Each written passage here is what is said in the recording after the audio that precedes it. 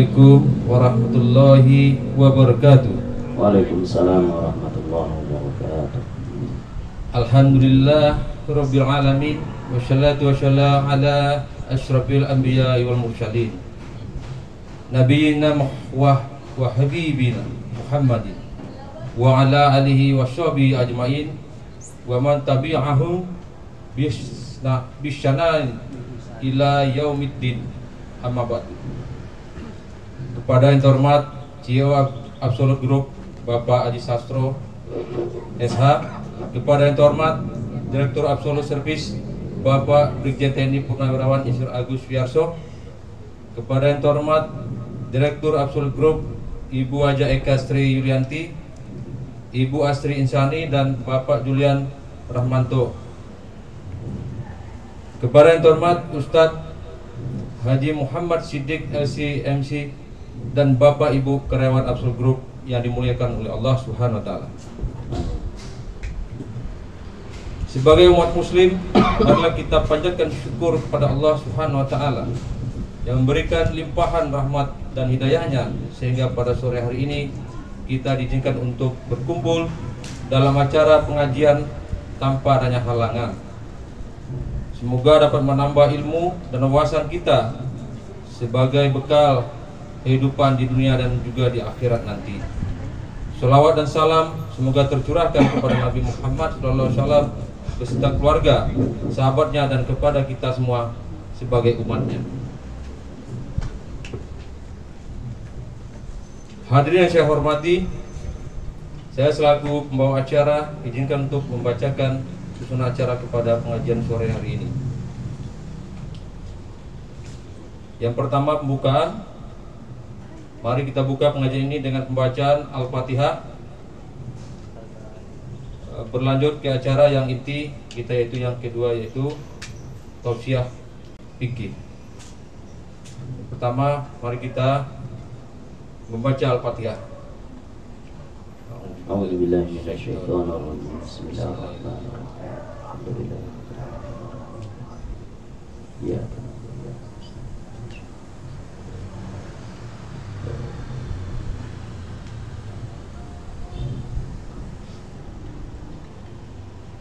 Yang kedua, tausiah yang akan disampaikan oleh Ustadz Haji Muhammad Siddiq LC-MC dengan tema dan tauladan Rasulullah dalam rumah tangga, dan yang akan dilanjutkan dengan tanya jawab offline dan online.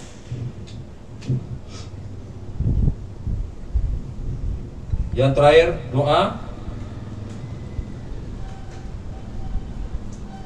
kepada Ustadz Haji Muhammad Siddiq. Waktu dan tempat dipersilakan.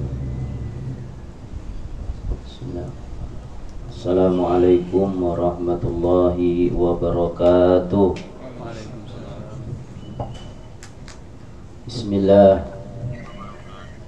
Bismillahirrahmanirrahim. Alhamdulillahi rabbil alamin, wal akibatu lil muttaqin, wala udwana illa 'alal zalimin. Allahumma salli ala sayyidina Muhammadin al-fatihi lima ughliqa wal khatimi lima sabaqa, nasirul haqqi bil haqqi wal hadi ila siratikal mustaqim, wa ala alihi haqqa qadrihi wa miqdarihi al-azim. Amma ba'du. Yang saya hormati Restir Absolute Group Bapak Haji Sastro SH, yang saya hormati jajaran direksi Bapak Brigjen TNI Purnawirawan Insinyur Haji Agus Suyarso, Bapak Julian Rahmanto, Ibu Asri Insani, dan Ibu Hajah Eka, juga kepada seluruh karyawan-karyawati Absolute Group baik offline maupun online dimanapun berada. Pertama-tama kita panjatkan puji syukur kehadirat Allah Subhanahu wa ta'ala. Salawat dan salam kita sampaikan kepada junjungan alam Nabi besar Muhammad sallallahu alaihi wasallam, juga kepada keluarga dan para sahabatnya yang mulia. Jamaah sekalian yang dimuliakan Allah, pada kesempatan yang berbahagia ini, dalam cuaca udara yang begitu indah, kita insyaallah akan mengkaji seputar meneladani akhlak Rasulullah sallallahu alaihi wasallam dalam berumah tangga. Perlu diketahui bahwa Rasulullah sallallahu alaihi wasallam itu sebagai uswatun hasanah, suri teladan yang bagus. Buat siapa? Buat kita sebagai umatnya. Jadi kalau ingin sesuatu bagus, lihatlah Rasulullah sallallahu alaihi wasallam. Karena akhlak Nabi sudah benar-benar terjamin sampai Allah Subhanahu wa taala memuji. Kalau manusia dipuji sama manusia, itu biasa. Tapi kalau manusia sudah dipuji oleh sang pencipta manusia, yaitu Allah, ini luar biasa. Nabi dipuji oleh Allah. Mana pujiannya di dalam Al-Quran? A'udzubillahi minasyaitonirrajim. Wa innaka la'ala khuluqin azim. Allah yang bilang. Artinya, wahai Muhammad, sungguh engkau berakhlak yang mulia. Kalau sudah pujian Allah, apalah artinya pujian manusia? Walaupun manusia pun memuji Rasulullah, tapi pujian yang terhebat adalah dari Allah Subhanahu wa ta'ala. Dan Nabi Muhammad tidak mengurusi umat saja, tapi salah satu yang diurusin Nabi Muhammad adalah rumah tangga. Maka siapa yang ingin berumah tangga, maka lihatlah rumah tangganya Rasulullah sallallahu alaihi wasallam. Baik yang sudah menikah, apalagi yang lagi siap-siap mau menikah, belajarlah bagaimana rumah tangganya baginda Rasulullah sallallahu alaihi wasallam. Karena Rasulullah ini mengajarkan banyak ilmu, banyak akhlak dalam rumah tangga. Banyak hadis yang menjelaskan tentang rumah tangga yang sakinah, mawaddah, warahmah. Maka siapa saja yang ingin berumah tangga, maka pelajarilah ilmu rumah tangganya Rasulullah sallallahu alaihi wasallam.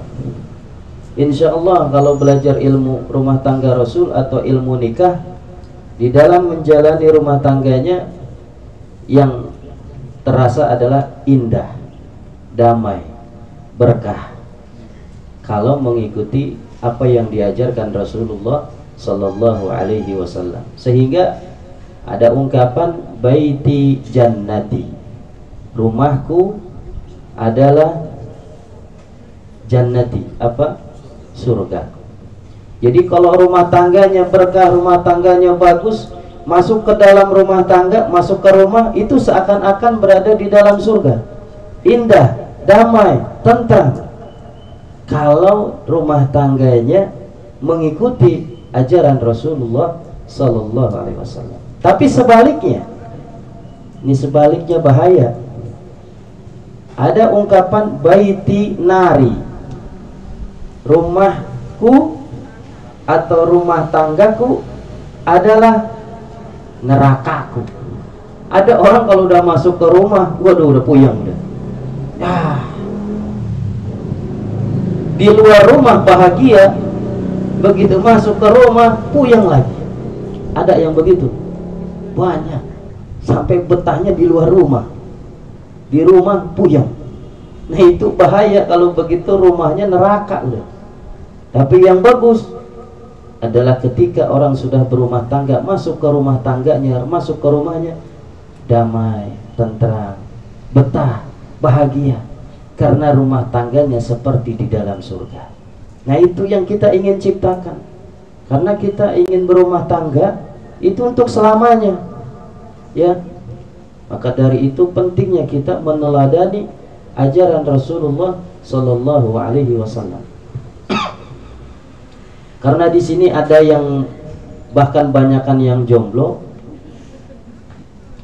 atau bahkan ada yang mau menikah, ya.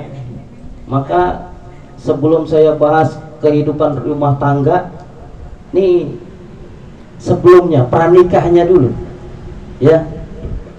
Para jombloan jomblowati, kalau ingin menikah ada aturannya.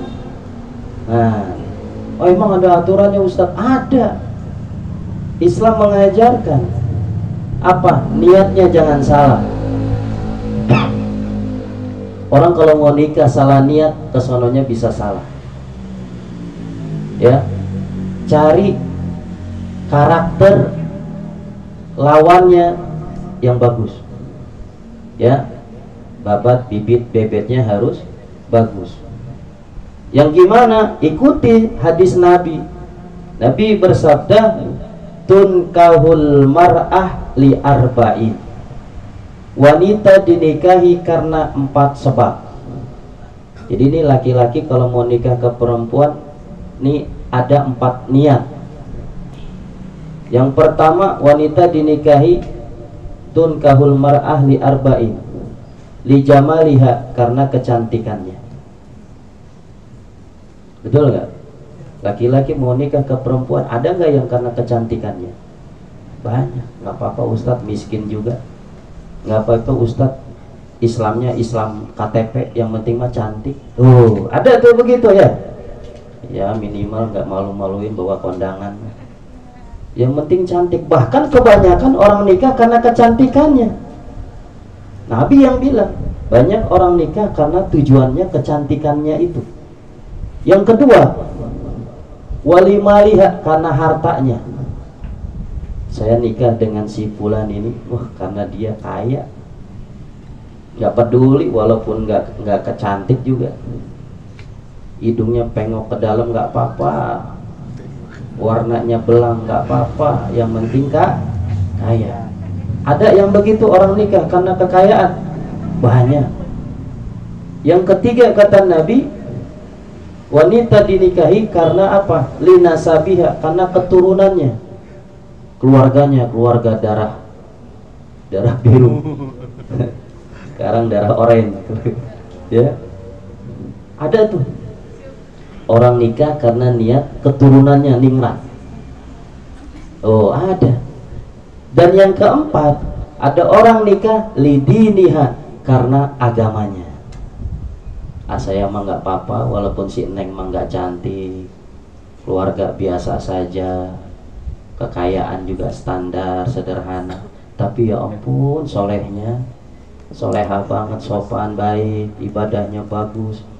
Saya nikah karena bagus ibadahnya. Nah, kata Nabi Muhammad, fadfar bidadidin taribat yada, pilih calon pasangan kamu yang bagus agamanya, niscaya akan selamat dunia dan akhirat.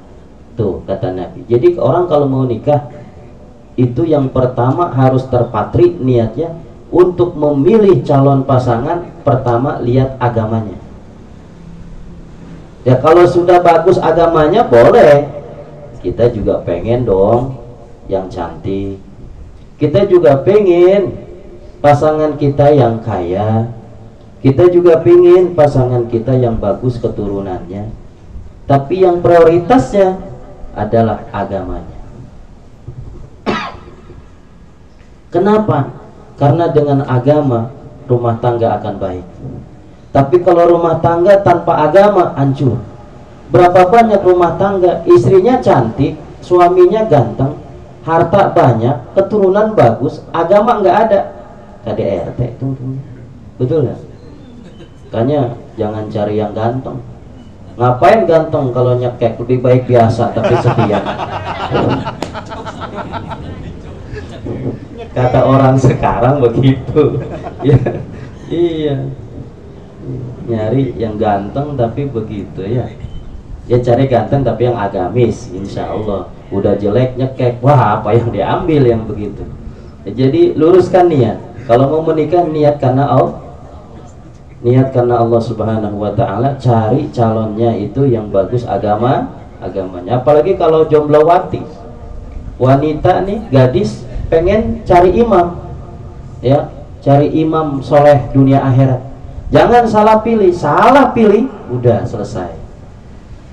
Berapa banyak wanita baik asalnya begitu salah pilih calon imamnya, calon suaminya nggak benar, ke bawah ini istrinya. Banyak yang laporan ke saya, Ustaz begini suami saya begini, saya nggak bisa apa-apa. Ya, akhirnya terpisah dengan keluarganya, tidak boleh silaturahim, ajarannya agak berbeda dan sebagainya. Makanya penting agama dalam kehidupan rumah tangga. Kemudian memasuki rumah tangga, ikutilah ajaran Rasulullah Sallallahu Alaihi Wasallam. Bagaimana suami dan istri harus tahu hak dan kewajiban. Seorang laki-laki menikah akan jadi suami. Apa hak saya dari istri saya? Apa kewajiban saya terhadap istri saya? Itu harus tahu. Sehingga kalau suami dan istri sudah tahu hak dan kewajibannya, maka seyakin-yakinnya rumah tangga bahagia. Kalau tahu hak dan kewajiban, baik sebagai suami maupun sebagai istri. Dan ini jarang dikaji, betul. Sekarang apa haknya suami terhadap istri? Haknya suami berarti kewajiban istri. Istri wajib apa ke suami yang suami itu punya hak dari istri? Apa? Yaitu ketaatan. Hak suami dari istri atau kewajiban istri kepada suami, taat sama suami. Selesai. Kalau istri walaupun solehah, ya, puasa 5 waktu nggak ditinggalkan, Ramadan selalu juga puasa, bisa menjaga kehormatan dirinya, tapi nggak taat sama suami, nggak ada surga buatnya. Kewajiban istri adalah taat sama suami. Sampai kata Nabi, kalau seandainya boleh seseorang sujud kepada seseorang, pasti aku sudah mewajibkan, aku perintahkan istri untuk sujud ke suaminya. Kata Nabi, kalau boleh manusia sujud sama manusia, aku sudah perintahkan istri untuk selalu sujud sama suami. Cuman karena sujud kepada selain Allah itu syirik, nggak boleh, maka ketaatannya itu diganti, sujudnya itu dengan ketaatan kepada suami. Ya, makanya dalam sebuah hadis dijelaskan, barang siapa seorang istri dia sholat 5 waktu, ya, man shalla khamsaha wa shoma syahraha wa hasunat farjaha wa ata'at jaujaha udkhulil jannah min abwabil jannah ayyi syi'ta, atau udkhulil jannah min ayyi abwabin syi'ta. Artinya Nabi bersabda, barang siapa istri ini berarti sudah nikah. Ya, kalau istri ada pasangannya suami, kalau jomblo belum ada. Ya, makanya cari selimut itu. Kata Nabi Muhammad Sallallahu Alaihi Wasallam, yang rame nanti ditanya jawabnya barangkali. Ya, jadi Nabi bersabda, istri dia sholat 5 waktu nggak pernah ditinggalkan, rajin sholatnya. Dia puasa Ramadan, dia bisa menjaga kesucian dirinya, dan dia taat kepada suaminya, maka kata Nabi, silakan kau masuk ke dalam surga lewat pintu mana saja yang kau mau. Itu Nabi bilang. Jadi istri kalau mau masuk surga, Dia sholat 5 waktu, puasa Ramadan, bisa menjaga kesucian dirinya dan taat sama suami, udah calon ahli surga. Tapi kalau dia rajin sholat, rajin puasa, bisa menjaga kesucian dirinya tapi nggak taat sama suami, pintu surga tertutup rapat. Ya, jadi haknya dari suami terhadap istri, istri kewajiban kepada suami adalah taat. Tapi taatnya yang mana dulu? Ya, Ustadz, suami kalau nyuruh yang nggak benar gimana? Nggak boleh. Ketaatan istri kepada suami wajib 1000% selama ketaatannya tidak menyimpang ajaran agama Islam. Tapi kalau ketaatannya nyimpang, wajib ditentang. Contoh begini, istriku, kamu nggak usah sholat aja, ini perintah saya. Nah, ada tuh yang begitu, ya. Ayo istriku, kita keluar malam minggu. Ini Pak, nanggung, ini azan maghrib, kita sholat dulu. Nggak usah sholat, kita langsung berangkat aja ke puncak. Nggak usah sholat-sholatan, pokoknya ini perintah suami. Nah, kalau suami memerintahkan sesuatu yang melanggar ajaran agama, wajib ditentang. La ta'ata li makhlukin fi maksiatil khaliq. Tidak boleh kita taat kepada makhluk dalam maksiat kepada Allah. Perintah Allah sholat, perintah suami nggak usah sholat. Mana yang kita taati? Kata istri, waduh bingung, yang satu perintah Allah, yang satu perintah suami. Suami juga harus ditaati kan, harus taat, kalau enggak neraka ini. Tapi Allah juga perintah, gimana kaidahnya? La ta'ata li makhlukin fi maksiatil khaliq. Tidak boleh taat, tidak ada ketaatan kepada makhluk dalam maksiat kepada Allah. Kalau suami nyuruh nggak usah sholat, kita langsung pergi aja ke puncak, jangan diturutin, sholat harus wajib. Suami kayak begitu jangan diturutin, masa disuruh nggak boleh sholat, nggak usah sholat, salah. Jadi taat sama suami selama perintah suami tidak melanggar agama. Tapi kalau suami melanggar agama, tidak boleh ditaati, justru wajib menolaknya. Ya, nah sekarang bagaimana haknya istri? Kewajiban suami. Kewajiban suami, haknya istri apa? Nabi Muhammad SAW bersabda dalam sebuah hadis, anta ta'imaha idza ta'imta. Kamu, hai suami, kata Nabi Muhammad, anta ta'imaha idza ta'imta. Kamu kasih makan ke istrimu sebagaimana yang kamu makan. Jadi kasih nafkah, kasih makan. Nikah bini didiemin, betul nggak? Istri dikasih makan. Anta imaha idza ta'imta. Kamu makan dan kamu kasih makan juga ke istri kamu, kasih nafkah. Yang kedua, antaksuha idza tasai. Kasih pakaian kepada istri seperti kamu berpakaian. Bahkan kalau bisa ke istri kasih pakaiannya yang terbaik.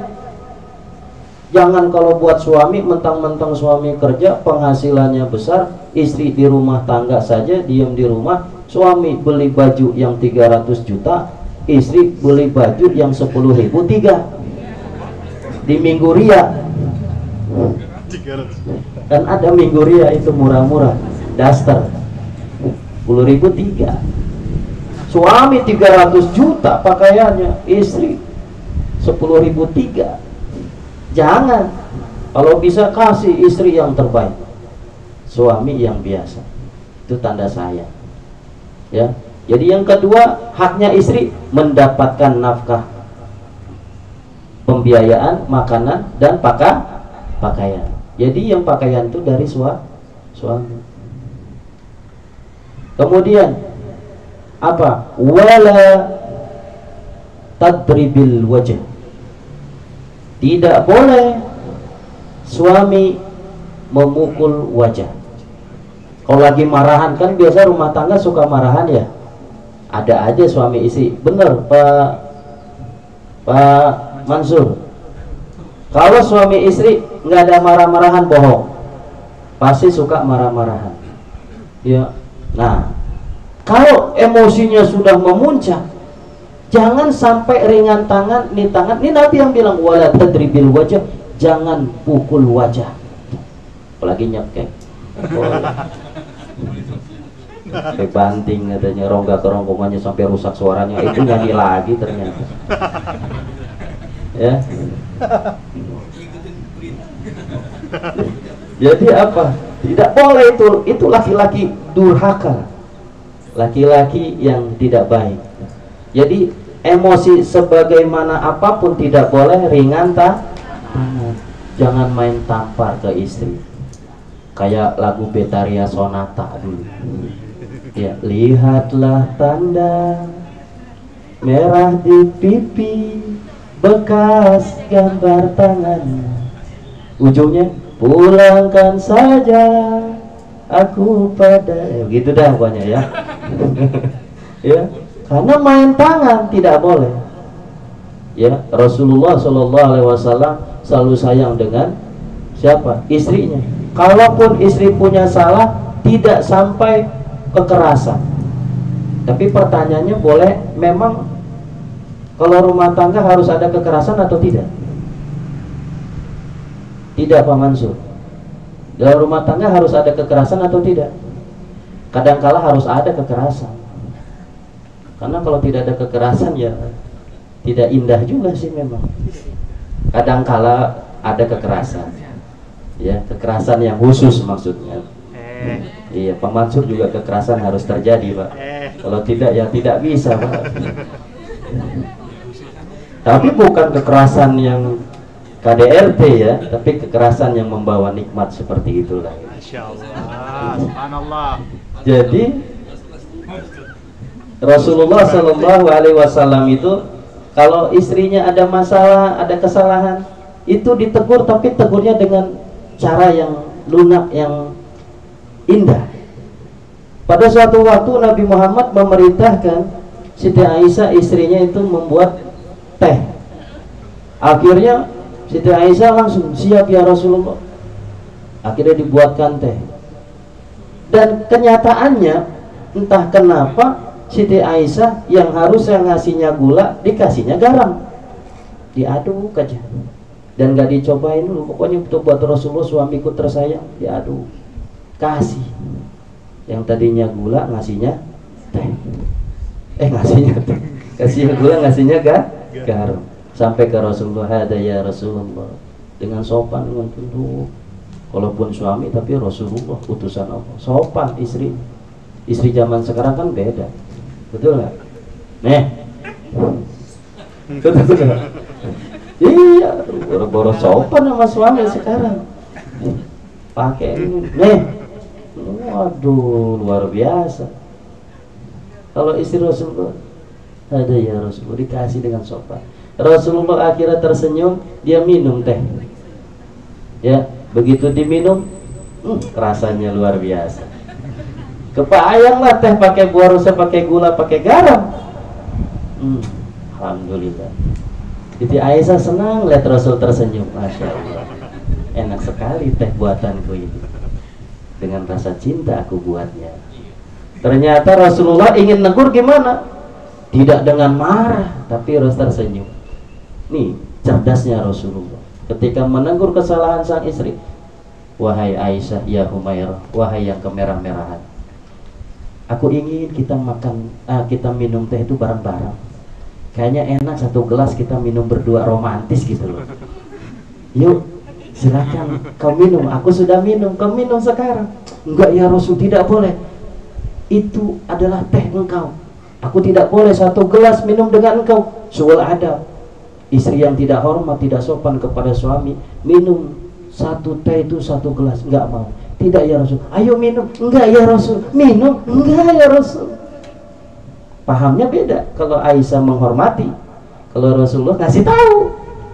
Tapi akhirnya, wahai Aisyah, ini perintah suamimu, silahkan kau minum teh ini. Nah, kan udah perintah suami, taat sudah. Baik ya Rasul, karena ini perintah engkau, aku harus taat kepada suami. diminum tehnya, diminum. Luar biasa, ternyata kecut. Rasulullah tersenyum, nggak marah. Tapi Aisyah radhiyallahu anha malu, ya Allah, ternyata yang aku kasih tadi teh itu bukannya gula tapi garam. Sadar sendiri, akhirnya minta, ya Rasul, mohon maaf, saya tidak tahu dan sebagainya. Rasulullah mengatakan apa? Marah nggak? Tidak. Rasulullah mengatakan, wahai Aisyah ya Humairah, tidak apa-apa. Kapan lagi kita minum teh tapi rasanya asin? Enak sekali, indah kita begini. Akhirnya Aisyah makin malu. Itu Rasulullah dengan akhlak hidup dengan istrinya, hidup dalam rumah tangganya dengan memakai akhlak. Coba suami ibu nih yang udah nikah, ibu bikinin kopi, gula salah, kasihnya garam. Oh, coba aja aduk-aduk terus. Kasih minum suami kopi, rasanya asin. Gimana kata suami? Mana kumis polisi lagi, kumpul di sini doang. Mama, kamu waduh. Ya. Nah, kalau Rasulullah tidak. Jadi kalau dalam rumah tangga, nanti ini yang mau nikah, ya, atau yang sudah menikah, baik yang suami atau istri, utamakan, prioritaskan akhlak. Ya, tidak segalanya itu dengan emosional, ya, dengan akhlak, dengan sikap yang baik, maka yang lawannya itu akan segan dengan kita, ya. Kemudian wala tadribil wajah, tidak boleh memukul wajah, apalagi lebih daripada itu, ya. Kemudian apa? Wala tuqabbih, tidak boleh suami kepada istri menjelek-jelekan istri. Oh, dulu aja lagi pacaran dipuji-puji, betul ya? Adinda, waduh, tidak ada wanita yang aku cintai kecuali kamu. Wah, kau seperti bidadari yang turun dari langit, sayang. Begitu udah jadi, buntelan kentut sini, buntelan begituan dipanggil. Ya Allah, udah mentang-mentang. Kan kalau perempuan kalau udah nikah agak gemuk, betul gak? Agak besar. Yang udah no, yang sebelah sono. Tapi tidak semuanya. Jadi apa? Kadang-kadang berubah ketika menikah. Ya, jangan kita menjelekan satu sama lain. Suami menjelekan istri, istri menjelekan suami, tidak boleh. Kemudian yang terakhir dalam hadis ini, wala tahjur illa fil bait. Jangan, kalau ada masalah, jangan kau pergi keluar dari rumah. Ya, kalau ada masalah nih suami istri, jangan sampai keluar dari rumah kecuali membahayakan. Ya. Ya kalau sampai dibanting sih nggak apa-apa, keluar rumah saja. Daripada dicekek dibanting begitu, nggak boleh. Bilang ke rumah, mau pulang ke rumah orang tua. Tapi kalau masalah-masalah kecil, ya pertengkaran biasa suami istri, jangan sampai salah satunya keluar rumah, biar di dalam rumah. Kalau ada dua kamar, kamar depan suaminya, kamar belakang istrinya, mungkin bisa jadi sejam 2 jam masalahnya selesai. Ya, jadi itu ajaran Nabi. Kemudian jangan buka aib satu sama lain, ya. Suami jangan jelek-jelekan istrinya di hadapan orang lain. Istri juga jangan jelek-jelekin aib suami di hadapan orang lain.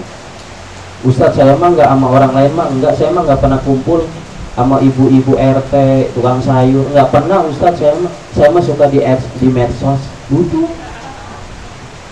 Suaminya sakit, hai guys, suamiku 3 hari udah sakit, gak kerja tuh, nasi kagak bisa, itu gimana? Gak ada duit, pendapatannya susah. Hai guys, suamiku pulang terlambat, tahu dia kemana ya? Status saja. Hai guys, hari ini aku sedang marahan sama suamiku loh. Status sekarang lebih bahaya, ya. Aib suami, aib istri jangan kau sebar-sebarkan ke orang lain. Kalau lewat status itu lebih banyak yang baca, lebih banyak yang tak tahu. Makanya stop. Urusan rumah tangga hanya kita dan pasangan kita. Bahkan orang tua dan mertua aja usahakan jangan sampai tahu. Kita lagi marahan sama pasangan kita, tahu-tahu suami mertua datang, assalamualaikum. Berubah kita harus acting, harus seperti rumput, nggak lagi marahan. Itu ajaran Islam. Kalau mertuanya udah pulang, mulai lagi nggak apa-apa. Kita mulai lagi. Tapi selama itu masih dalam koridor yang wajar, ya. Jadi jangan membuka aib pasangan kita. Al-Qur'annya kunna libasul lakum wa antum libasul lahum.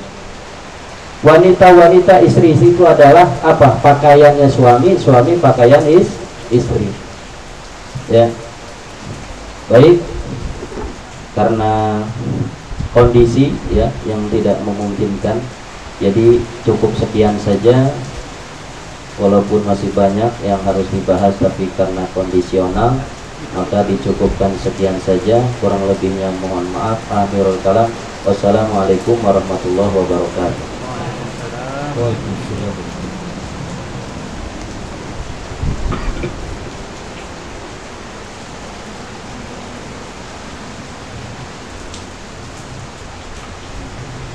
Terima kasih Ustaz usianya. Selanjutnya akan ada sesi tanya jawab baik offline maupun online. Yang pertama kita mulai dari offline. Ada yang mau bertanya, ini biasanya banyak bertanya. Ada yang mau nikah, sebelum nikah bertanya dulu. Calon pengantin. Mas Ari bertanya. Maju aja, maju. Maju aja, maju. Silakan agak ke tengah. Ada yang mau bertanya? Wahyu.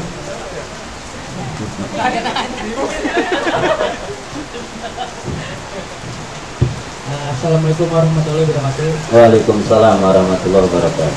Saya pengen nanya Ustaz, tapi agak sedikit melenceng. Jadi kan banyak banget orang bilang ya kalau menikah itu kan buka pintu rezeki. Iya. Tapi kan yang saya bingung tuh kenapa orang banyak banget yang cerai karena ekonomi. Oh, iya. Luar biasa. Gila. Rezeki apa itu yang dibuka itu? Iya, baik. Banyak orang bilang, Ustadz, orang kalau nikah itu membuka pintu rezeki. Tapi kenapa banyak orang nikah tapi malah perceraian terjadi karena ekonomi? Ya, saya pastikan orang yang nganggur, nggak punya kerjaan, kalau nikah pasti dapat kerjaan. Ada kerjaan. Malam pertama aja udah ada kerjaan. Insya Allah. Itu bisa dipastikan. Yang nganggur saja langsung dapat kerjaan tanpa melamar dulu. Melamarnya sudah jauh. Ya.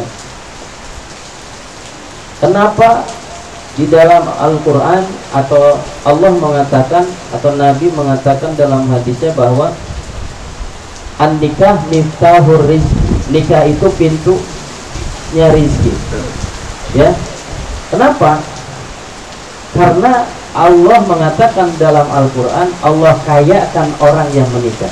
Contoh, sebenarnya orang yang bercerai dengan alasan ekonomi itu bukan ekonominya. Berapa banyak orang yang hidup pas-pasan nggak cerai juga tuh, betul. Padahal pas-pasan tapi nggak cerai. Itu faktor ekonomi, berarti mereka itu yang tidak bersyukur, ya, yang tidak bersyukur. Orang mendapatkan rizki, pertama rizki itu maknanya luas. Bisa rizki itu berupa harta, bisa rizki itu badan sehat, bisa rizki itu teman hidup, bisa rizki itu ketenangan jiwa. Ya, orang yang udah nikah dipastikan jiwanya lebih tenang daripada menjomblo. Ya, ketenangan batinnya lebih tenang, pandangan matanya lebih tenang. Kenapa? Ketika nafsu hawa, nafsu birahinya muncul, kalau sudah nikah bisa ada pelampiasan. Jadi pandangan kemana-mana itu nggak terlalu jelalatan. Sudah ada di rumah. Kalau lagi mau, nanti saya sama istri saya bisa salurkan. hasrat seksualnya. Tapi kalau jomblo, begitu nafsu birahinya muncul, pasangan nggak ada, betul kan? Akhirnya ngelihat pintu kamar mandi atau ngapain. Jomblo ini bahaya luar biasa. Makanya ada yang bertanya, Ustadz saya jomblo, hawa nafsu saya luar biasa tapi belum nikah, saya takut zina, itu gimana caranya? Itu banyak, betul ya? Maka dari itu Rasulullah mengatakan, puasalah kamu. Orang kalau belum nikah tapi hawa nafsunya besar, maka solusinya adalah nikah untuk menahan hawa nafsu. Baik, saya persingkat saja jawab karena kondisi. Terima kasih. Untuk online satu.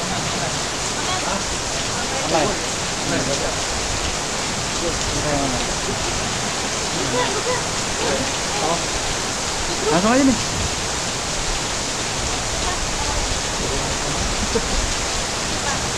Assalamualaikum Pak Ustaz. Ini ada titipan Ya. dari Kisubnya. ya, suaranya ada. Buka aja maksudnya. Gampang kan? Nah, apakah ada hal-hal yang dilarang pada saat malam pertama Ustaz?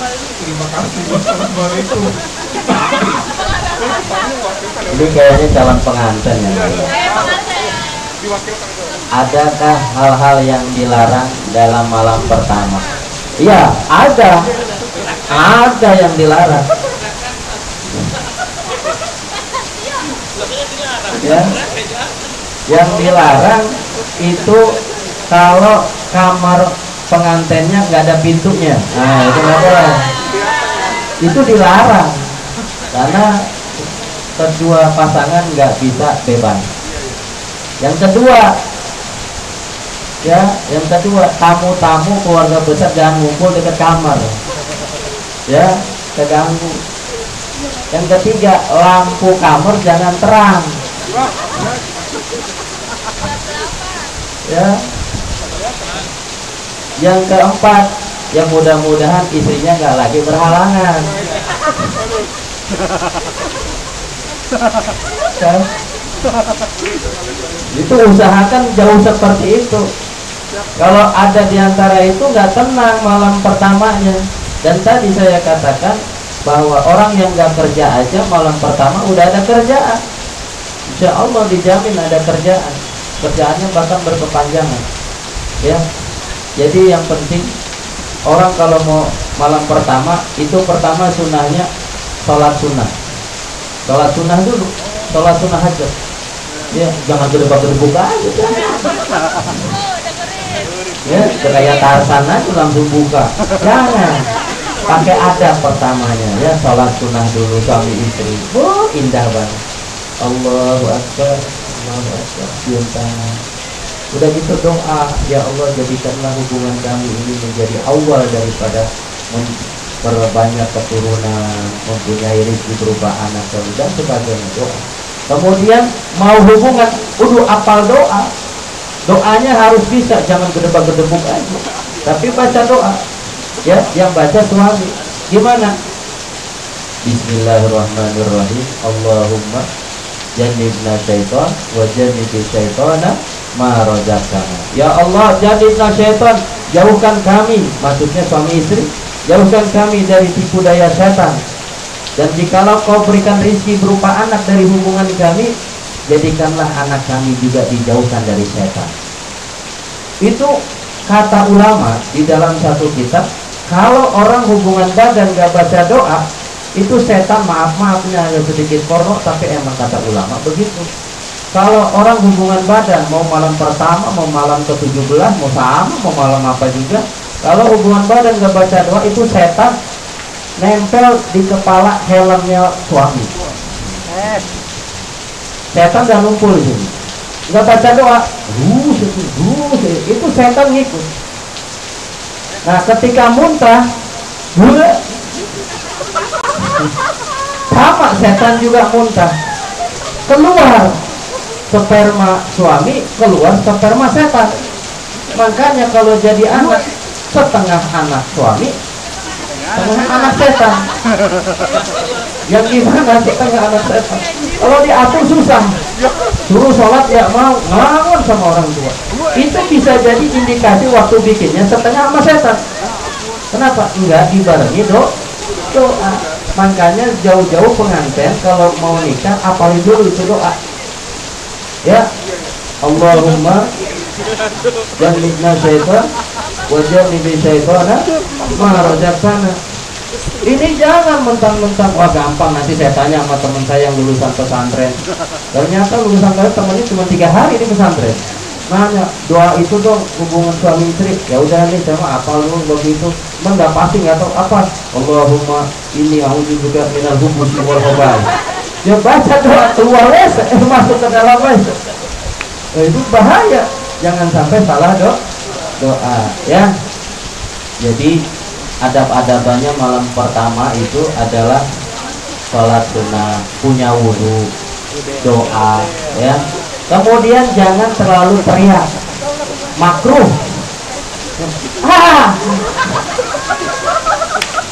Ya, biasa saja, sedang-sedang saja. Jangan dilepas. Ya, biasanya istri itu kalau belum nikah itu malu. Begitu udah teriaknya luar biasa. Jangan, ya. Karena di luar kamar banyak orang-orang yang ada di sekitarnya. Jadi harus tahu kondisi. Jadi yang penting doa ya. Orang mau menikah, hubungan badan apakah di malam pertama atau di hari-hari yang akan datang, itu doa jangan dilupakan. Dan ulama mengatakan yang terakhir, ulama mengatakan kalau bisa doanya 2 kali. Yang sedikit porno, tapi memang ini ajaran Islam. Pertama sebelum dimasukkan, yang kedua pada saat mau ejakulasi. Susah bayangin. Jadi ketika merasa suami mau keluar, ya, ini udah kerasa nih, detik-detik kenikmatan terjadi. Begitu mau keluar, baca nah, itu yang bagus. Ulama mengatakan anaknya orang alim, orang soleh, orang bagus. Ya, seperti itu. Yang minimal yang pertama. Ya Ustaz kalau udah mau keluar, udah nggak mikir apa-apa, udah pokoknya gitu aja. Ya, lillahi ta'ala. Yang penting sebelumnya doa. Ya. Istrinya baca doa, enggak, istri mah servis bagus aja udah. Yang terbaik, berikan yang terbaik buat suami. Ya. Baik, barangkali itu saja karena kondisi sedang hujan ya. Terima kasih. Terima kasih Ustaz. Baik, kami sampaikan kesimpulannya ada beberapa poin ya. Perselatan yang bagus dari Allah. Muhammad dipuji Allah. Wahai Muhammad, sungguh engkau berhala yang mulia. Siapa yang berumah tangga, belajar rumah tangga Rasulullah, rumah tangga akan damai, indah, tentram, dan mesra. Jadi kalau rumah tangga kita seperti surga, jika mau menikah, niatnya jangan sampai salah. Nikah yang baik dengan Allah, dari karakter lawannya yang bagus. Seperti yang Nabi, nikahi karena kecantikan, nikahi karena hartanya, nikahi karena firman-Nya, karena agamanya.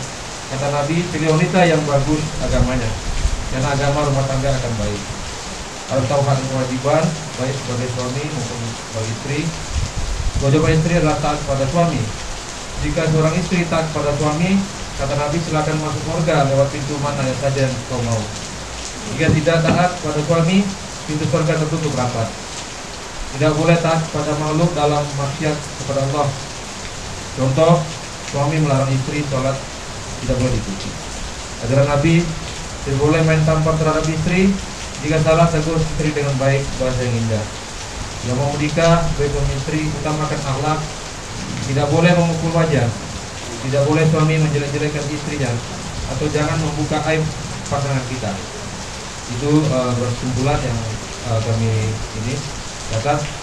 Baik, kita masuk ke akhir kita sampai di penghujung acara, yaitu berdoa bersama dan akan dipimpin oleh Ustaz Sidik. Sebelum kita berdoa bersama, saya selaku pembawa acara, jika terdapat salah kata ataupun sikap yang tidak berkenan di hati Bapak Ibu sekalian, saya mohon maaf yang sebesar-besarnya kepada Ustadz Didik untuk kita bersama. Saya persilakan. Baik Bapak Ibu sekalian, mari kita berdoa kepada Allah, mudah-mudahan taklim kita, pengajian kita pada sore hari ini bermanfaat dan bisa kita amalkan dalam kehidupan kita sehari-hari, khususnya dalam kehidupan berumah tangga, dalam mencari ridha Allah Subhanahu wa taala. Amin ya rabbal alamin. Astagfirullahaladzim, astagfirullahaladzim, astagfirullahaladzim. Bismillahirrahmanirrahim. Alhamdulillahirabbil alamin. Allahumma shalli ala sayyidina Muhammadin wa ala ali sayyidina Muhammadin. Rabbana taqabbal minna innaka antas samiul alim wa tub alaina innaka antat tawwabur rahim. Rabbana hab lana min azwajina wa dzurriyyatina qurrata a'yun waj'alna lil muttaqina imama. Rabbana atina fid dunya hasanah wa fil akhirati hasanah wa qina adzabannar. Wa sallallahu ala sayyidina Muhammadin wa ala alihi wa sahbihi ajma'in. Walhamdulillahi rabbil alamin. Terima kasih. Wassalamualaikum warahmatullahi wabarakatuh. Waalaikumsalam warahmatullahi wabarakatuh.